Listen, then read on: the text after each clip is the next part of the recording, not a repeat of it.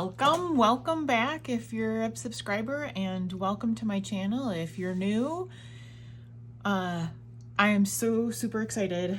It's a new month, right? So this month is going to be a daily video. I am playing along with Scraptember, and that is a brainchild of the Scrappy sisters, along with Laura Alberts and Christy's Beautiful Life. So there is a prompt for every day that I will be playing along with, and there's a whole bunch of people and a playlist that you'll find below that are playing along, so you can see what everyone's doing with all the prompts. The very first prompt is stitching, which I kind of like. I don't do it much. You can't do it much, or it would slow you down a lot. But here is my cut file that I got from Confessions of a Paper Addict cut file. And that is from Etsy. I'll have that linked below as well. I have arrows, and that is because I am scrapbooking pictures of my husband running the Crazy Legs Classic, which is a run in Madison. And I left this on here. It's such a fine font, and I was really leery when I ran it through the Cricut, because anything fine, you always have the chance of it not cutting out very well.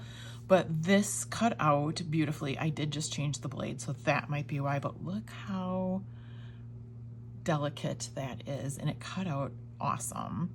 I'm a little bit afraid of always losing the losing the dot in the eye. So I might just glue that down before I start stitching. I want to show you my photos. Here is a pre-run photo of my husband. And then I have pictures of him and a friend running. And then same thing down here, different angles. So I kept the one of them facing in towards the picture, so they're not running off the picture there. And then I have this one down here where they're running the other way, going in the picture down here. It's just gonna take me a bit to stitch these. Not really sure how I want to stitch them, but I think I've decided I'm gonna do a color here, a color there, and a color there. So I was looking to see, you could loop them to fill in the blanks. I'm probably not gonna do that, and I'll just do my little running stitch around the outside. But if I was more confident, I might go across and do a zigzag thing across, which I don't believe I'm going to do this time. This is the first time I'm using this cut file. Maybe the next time I would try it differently, but that's my plan right now. It's because of all the stitching, it's going to be rather simple.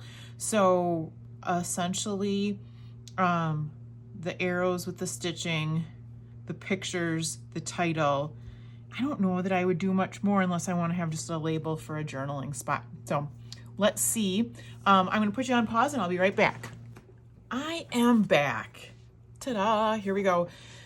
You will see there are lots of extra pieces that came along that I did not talk about before.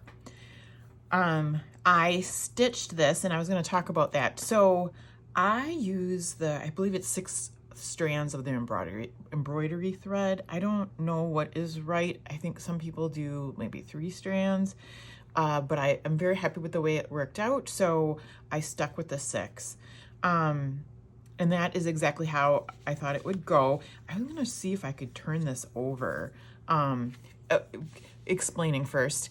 So my mom taught me to cross stitch, and that's how I am comfortable with the needle and thread. Haven't taken it to paper until probably, well, this year, last year, and I totally enjoy it. Love it was like a cut file that allowed my Cricut to cut the holes.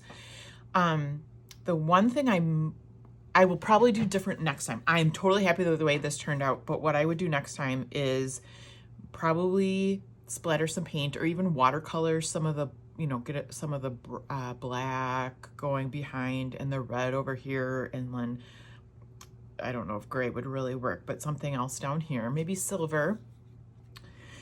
I stitched it up, and then I was like, oh, it looks so stark. But that's where the ideas for the sequins came from. But first I want to show you, so when my mom taught me to cross stitch, your back looked as nice as your front. So don't tell my mom, but my back does not look as nice as my front. And I know it's got the tape on it to hold the places, but like my mom would have never let you go from like one spot to another. She would stop, make a knot, go to the next. But anyway, there that is. Now I got to go to this side to cover up again. So, the sequins. I happen to have these sequins. These are probably about the only sequins I have. I picked it up at a local scrapbook store, probably when Christy from Christy's Beautiful Life was doing her 30 Days of Sketches, and that would have been in June. So it was kind of coincidental that I could have the black with the black, the red with the red, and then I did this iridescent white with the gray, so great. My initial thought was to sprinkle them all around. I think I've said this before, I'm not random. I can't do random. Like I have to have very particular random type things. But then I decided, what if you put them in the arrows? And I like how that looks. And without having to be really random. Now, when I dump this up down, I think I lost a sequin. So I will have to go back and put one more sequin. I did have 5 in each. I hope they look random and that they're not perfect. I wanted to do that because I didn't want the stress of having to make sure they all lined up. So hopefully they look random. I tried my best. The other thing I did was I pulled out some stamps. I am a huge fan of Ellie's Studio. I have 3 different stamp sets from Ellie's Studio. I have the basic shape stamp, which love, you could use those like on every page, right? Just in different colors and stuff. Then this one is called the detail stamp. And I used the Awesome from here. And then I have Everyday Tab Stamp, which I have yet to use the tabs, which is fabulous. I mean, you could totally use the tabs. But I took the little banners from this set, and I also have a stamp set that's the shadow of this so that you could make a dark color behind it. And then used my little words in here. Currently, good company, love this.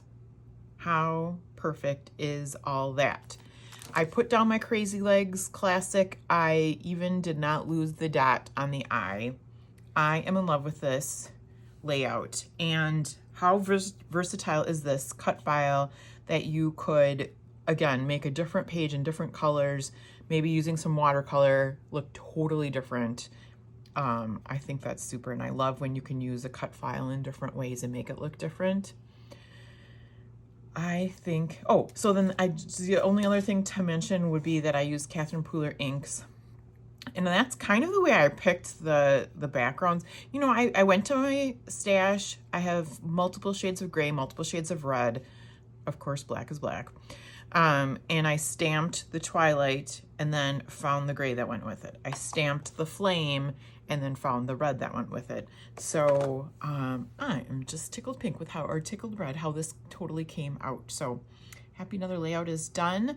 The first day of Scraptember is done. Make sure that you follow along with the playlist that's linked below to see what everybody else is doing for the prompt stitch today.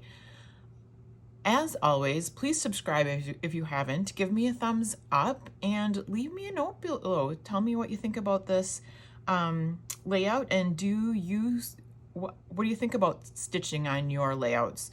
Have you tried it? Would you try it? Let me know. Have a fabulous day, and I'll see you again soon.